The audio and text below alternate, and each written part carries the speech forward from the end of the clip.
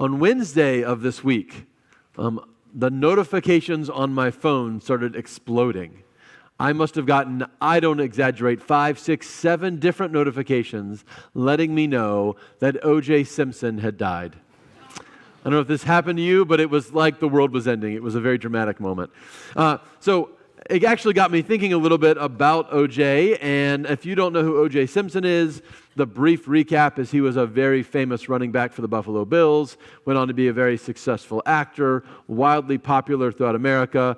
And then in the 1990s, there was his wife and her friend were murdered, and he was accused of that murder. There was a criminal trial. He was acquitted. There was a civil trial. He lost the civil trial. It's all very complicated. The moral of the story, the reason this came to mind, is I remember in the 90s, I was in school at the time, but I was at least alive in the 90s. I remember in the 90s that while the O.J. Simpson trial was going on, it was like the talk of the town. I don't know what was happening in Wisconsin, but in Virginia, like that's all anybody talked about. And I remember everybody wanted to know what everybody else thought. Hey, you know, what's your opinion? Do you think he's guilty? Do you think he's innocent? Did you watch the trial? This might have happened because this is one of the first nationally televised trials that I can remember. And so you could follow the whole story by watching TV. So just constant conversation. And I remember that I wasn't a huge football fan at that time, and I had seen O.J. in the Naked Gun movies. That was kind of it. And so I didn't really care too much. And so people would say, hey, what do you think about the O.J. Simpson trial? And I would say, I haven't watched any of it. I don't really care about it that much. What do you want me to do? And they would say, yeah, but what's your opinion? What do you think? And I would say, well, as I mentioned, I don't have any evidence. I haven't watched the trial, and I'm not a legal scholar. I don't know any. I don't have an opinion. And they would look at me like I was crazy. Because it's our God-given right as Americans, right, to have opinions about things on which we are not informed. And so it was this constant, I had this conversation 100 times over the course of those 3-4 months. I don't have an opinion. I don't care. Yeah, but what do you think? Leave me alone, people. Leave me alone. Okay, so here's why this came back to me, because Proverbs 18:2, we read this morning, says, a fool takes no pleasure in understanding, only in expressing personal opinion. And I thought, wow, not to cast shade on all those people that wanted me to have an opinion, but it strikes me there's something profound about that, right? A wise person wants to understand things. A foolish person just wants to share what they think, whether they are informed or not. And there are plenty of other spaces in my life where I am very happy to exercise my personal opinion without information. It strikes me that this is, in many ways, sort of characteristic of our culture, right? And we have a whole culture in our nation kind of around this idea of expressing your personal opinion, whether it's informed or not. I don't know how often you or someone you know have posted to Facebook or X or Instagram something that was controversial, but my guess is you have never gone to one of those sites and said, ooh, I'm going to come here for a deep understanding of a subject area, right? No, you go there because you want to hear what everybody thinks, right? And you want to share what you think.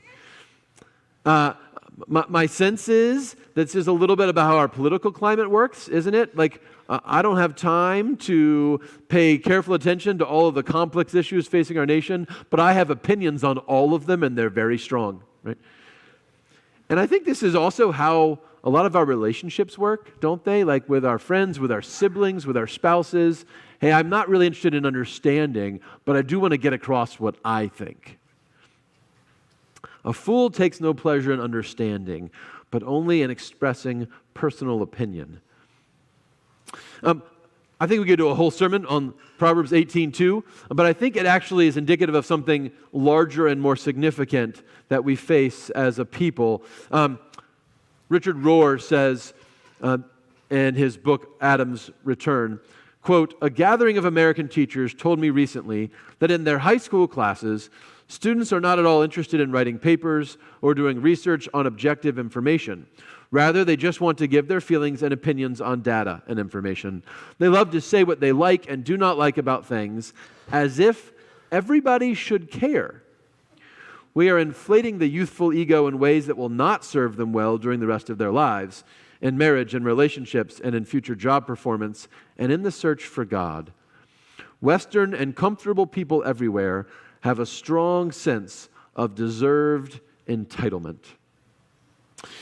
This idea that everybody should care about my opinion, whether it's informed or not, I think gets to the heart of what Richard is saying is a deeper problem.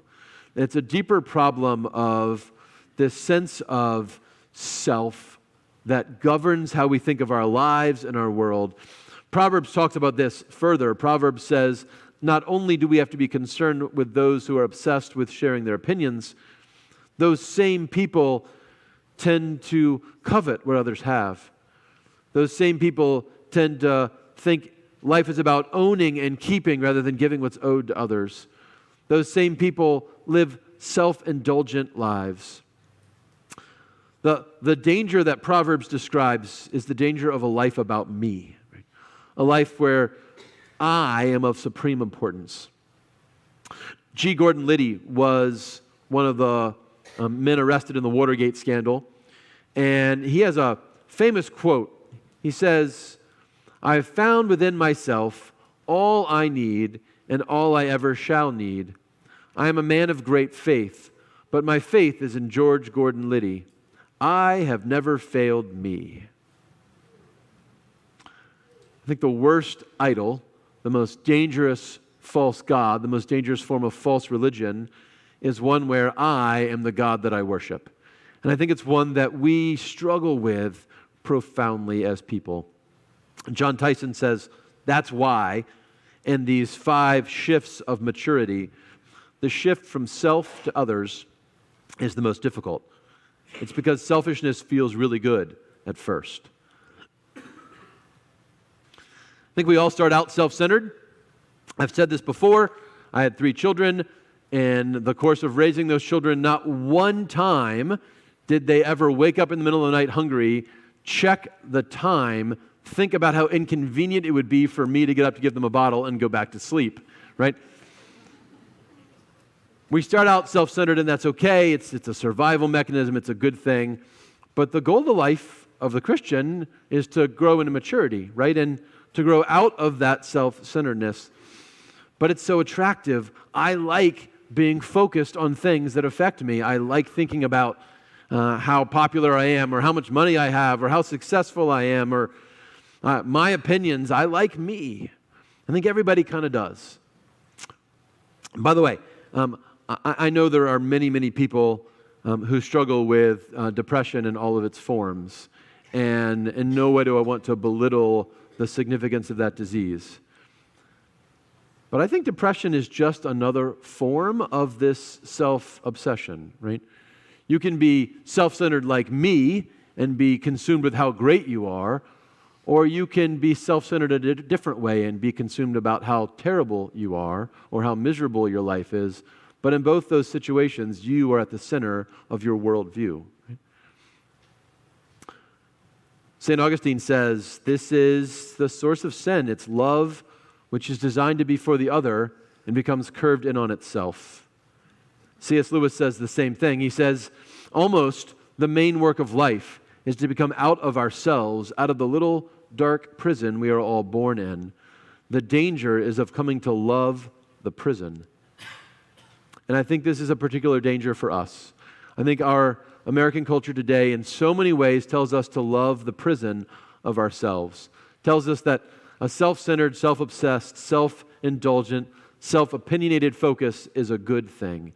And the idea that your life could be shaped by your obligations to others, to your community, to your friends, to your family, to your church, to your nation, to your God, is kind of a stunning concept. So in the midst of a world that is overwhelmingly encouraging us to live this self-focused life, Jesus calls us to something different. And I think we get this articulated beautifully in the story with James and John. I don't know if you noticed the difference.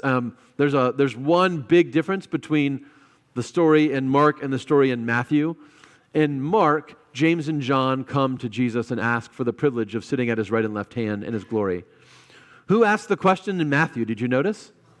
It's his mom. It's their mom. I love this. This is like the ultimate indignity, right? I'm going to a job interview, and Mom, would you come with me and please tell the boss what a great job I'll do and why they should hire me?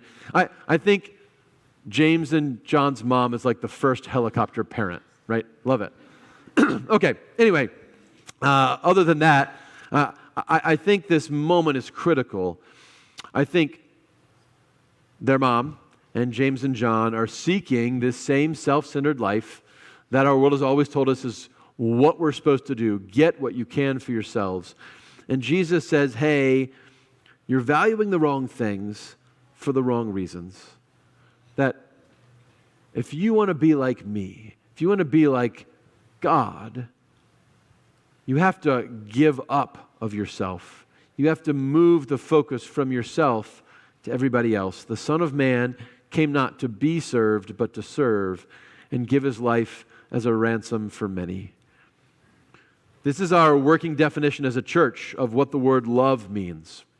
Love is wanting good for another at my expense, right? Wanting good for another at my expense. Recognizing that in some situations, the other, whether that's God or other people, is more important than me. Jesus is the perfect example of this, right? Jesus is the one who literally leaves heaven and becomes human for the sake of humanity. He gives up of himself and his divinity so that he could love us and let us know that we are loved. But that calling of giving up of ourselves to love the other is fundamental to the Christian faith. It's fundamental to this idea of spiritual maturity. And it's a process that we all have to go through at some point if we want to progress into the image of Jesus. One of my favorite books is a book called Saint Maybe by Ann Tyler. I mentioned it before. Saint Maybe is, it's just a heart-wrenching book. But in one section of the book, there's a young man named Ian Bedlow. And Ian is in the worst situation of his life.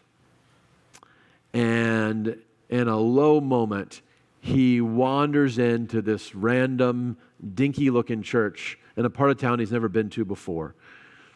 And it's a small congregation in a small room, and they have a worship service which is different than what he's ever experienced before. And at one point, the pastor says to the whole congregation, for what do you need forgiveness? And he is overwhelmingly clear about the answer to that question. At the end of the service, everybody gets up to leave, and he gets cornered by the pastor. This is like every first-time guest's nightmare, right? The pastor comes up, and the pastor says, not just, hey, glad you were here, but how did it go with the prayer that you prayed? And he's like, what are you talking about? And the pastor says, the prayer for forgiveness. What did you ask God to forgive you about? And he's like, wait a minute, is this even legal? Like, are pastors allowed to ask this? Isn't there some confidentiality clause? But Ian says in the moment, instead of running away, his heart starts beating really, really fast, like he's going to do something brave. And then he starts to answer the question. He says, in a voice not quite his own, I caused my brother to kill himself. The pastor's name is Reverend Emmett. Gazes at him thoughtfully. Ian continues, I told him his wife was cheating on him, and now I'm not even sure she was. I'm pretty sure she did in the past, and I know I wasn't totally wrong, but so he drove into a wall. And then his wife died of sleeping pills, and I guess you could say I caused that too, more or less. Here he paused because Reverend Emmett might want to disagree with him, but Reverend Emmett just rocks from heel to toe and listens. So it looks as if my parents are going to have to raise the children, Ian said. Had he mentioned there were children? Everything's been dumped on my mom, and I don't think she's up to it. Her or my dad, either one. I don't think they'll ever be the same after this. And my sister's busy with her own kids, and I'm away at college most of the time. And as he's staring into the eyes of this pastor, he starts to relax, and he says, so anyhow, that's what I asked for in that prayer. And I honestly believe it might have worked. Oh, it's not like I got an answer in plain English, but I have this feeling. I think, I don't know, don't you? Don't you think I'm forgiven? And the pastor looks at him and says, goodness, no. He says, but I thought that was kind of the point. I thought that God forgives everything. He does, Reverend Emmett said, but you can't just say, I'm sorry, God. Well, anyone can do that much. You have to offer reparation, concrete, practical reparation according to the rules of our church. But what if there isn't any reparation? What if it's something nothing will fix? Well, that's where Jesus comes in, of course. Another itchy word, Jesus. Ian averts his eyes. Jesus remembers how difficult life on earth can be, Reverend Emmett told him. He helps with what you can't undo, but only after you've tried to undo it. Tried? Tried how? Asked Ian. What would it take? At this point, Reverend Emmett starts collecting hymnals from the pew as though the answer is so obvious he doesn't even need to think about it. Well, first, you'll need to see about those children, he says. Ian says, okay, but see about them in what way exactly? Why, raise them, I suppose. Huh? Ian said, but I'm only a freshman. Reverend Emmett turned to face him. I'm away in Pennsylvania most of the time, Ian told him. Then maybe you should drop out. Drop out? Right. Drop out of college. Right. Ian stared at him. This is some kind of test, isn't it? He said finally. Reverend Emmett nodded, smiling. Ian sagged with relief. It's God's test, Reverend Emmett told him. God wants to know how far you'll go to undo the harm you've done. But he wouldn't really make me follow through with it, Ian said. How else would he know then? Wait, Ian said. You're saying God would want me to give up my education, change all my parents' plans for me, and give up my education? Yes, if that's what is required. But that's crazy. I'd have to be crazy. What kind of cockeyed religion is this? Reverend Emmett says, it's the religion of atonement and complete forgiveness. It's the religion of the second chance. One of my favorite scenes in any book I've ever read. This idea that if we want to journey from who we were in our self-obsessed lives, in our small sins or in our great sins, it requires believing that other people are like more important than us. It requires us to give up of ourselves in some dramatic ways so that we can elevate others above me. That's what maturity means for the Christian. It means recognizing that I'm just not that important. Two tools, I think, that are helpful for us in this journey. Briefly, two ways that I think we can work on that transition from self to others. The first one is, we call it humility, this idea that I need to come to a deeper personal recognition of my relative value. We get some difficult moments in this story with Jesus and James and John. We get some difficult moments in the story of Ian Bedlow where we get called out. Hey, we're going to bring the other 10 guys in. We're going to tell them what you asked for. And we're going to explain why it was wrong. Richard Rohr says, every master's lesson, every parable or spiritual riddle, every confounding question is intended to bring up the limitations of our own wisdom, our own power, our tiny self.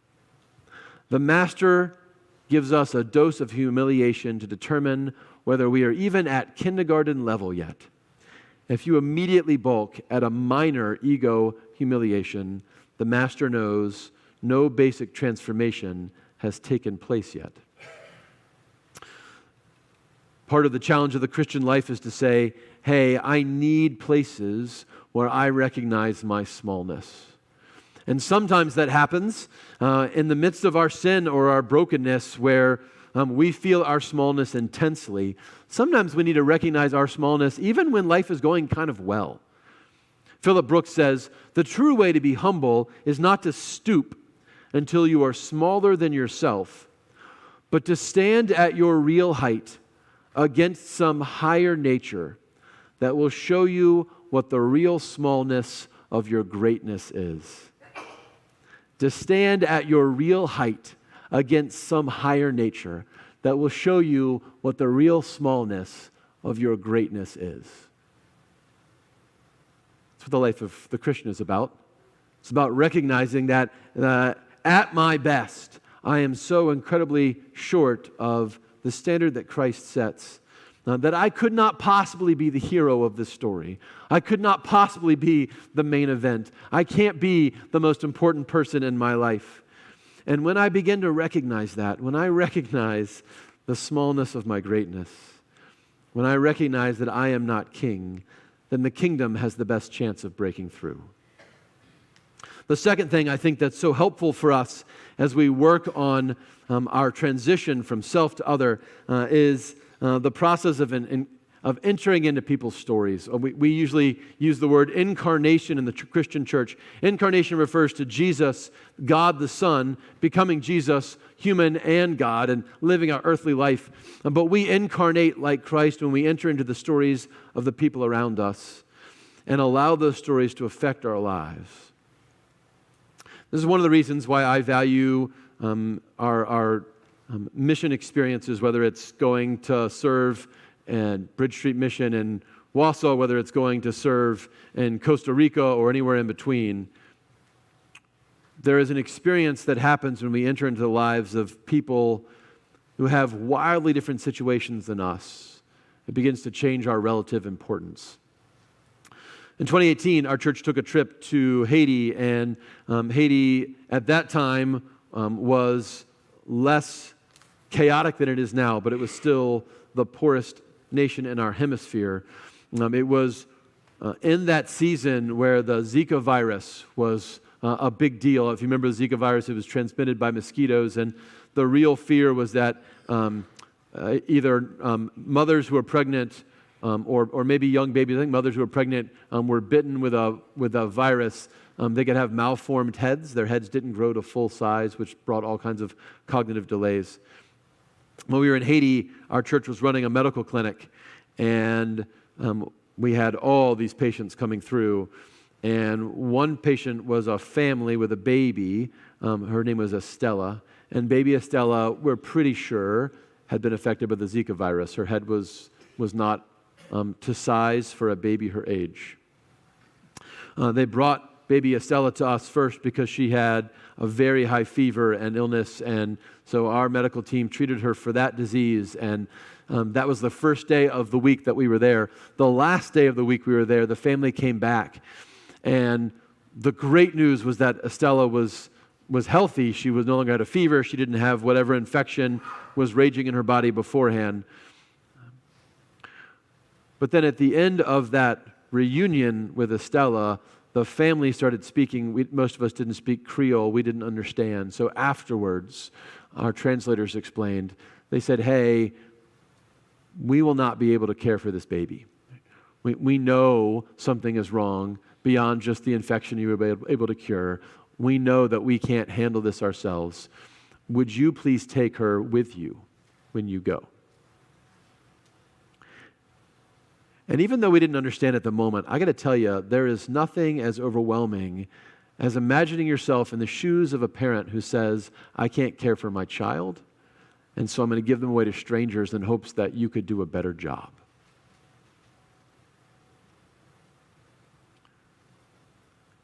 How do I return to a life in Wisconsin and live the way I used to live when I know that Estella's parents are still out there trying to care for her? How do I pretend in a world with Estella's that my selfish interests and passions and uninformed opinions in pursuit of success matters at all. Here's the thing, you don't have to go to Haiti to enter into someone else's story. You can have a sibling who's having a rough week. You can have a coworker or a teammate or a neighbor. You can enter into the story of a person who's serving you coffee or bagging you groceries. And when you do, if for a moment you consider that their story might be more important than yours at this moment, you start acting and looking and living like Jesus. We start imagining what it means if we have a life that's about others before myself. One of my favorite stories comes from Ernest Gordon's true account of World War II Japanese prison camp. It's called Through the Valley of the Kwai. And in it, he tells how he's a Scottish captain who was captured by the Japanese. He tells about how this camp of prisoners of war who were building the Burma Railway for the Japanese had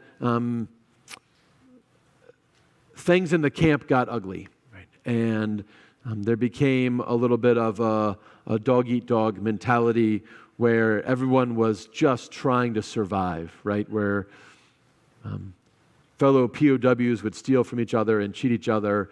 Men would sleep on their packs and yet have them stolen from underneath their heads in the middle of the night. Survival was everything. Until the story of this Scottish soldier named Angus I'm going to say his name wrong, McGillivray. I'm just going to call him Angus.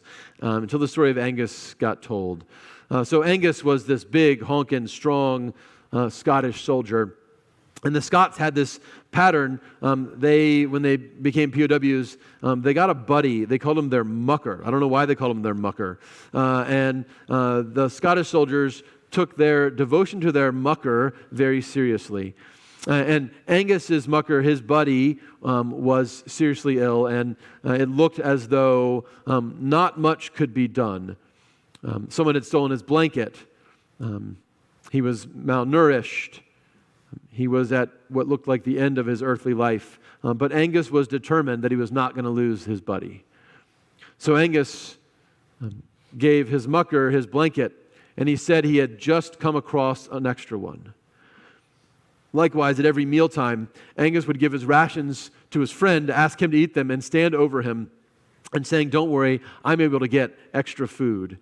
Angus did everything he could possibly do to make sure his buddy would recover. But as his mucker started to recover, Angus started to get weaker, and ultimately, Angus, one day, just suddenly out of nowhere, collapses, slumps over, and dies.